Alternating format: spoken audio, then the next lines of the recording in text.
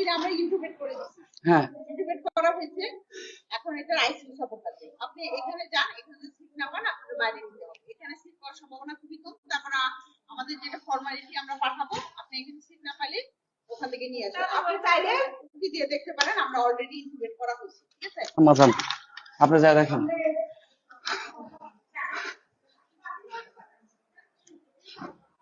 আমার ওয়াইফকে আমি নিয়ে আসছি এখানে ঢাকা মেডিকেলে।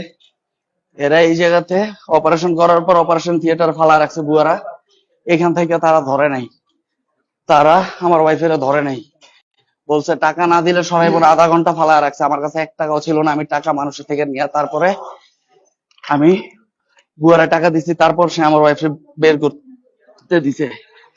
তারপর আমি তারা পানি চাইছে, পানি দেয় নাই। আর আমি কথা বলতে পারতাছি না। এই জায়গায় সম্পূর্ণ যারা বুয়া আছে, আয়া আছে, এদের কারণে মানুষ মারা যায়। আমার ওয়াইফ নাই, আমার মনে হয় নাই আমার ওয়াইফ মারা গেছে। আমার ওয়াইফ নিঃশ্বাস বন্ধ হয়ে যাওয়ার আগে 3টা ঝাঁকি দিছে, ঝাঁকি দিয়া বাস পুরা শরীর বরফের মতো ঠান্ডা হয়ে গেছে।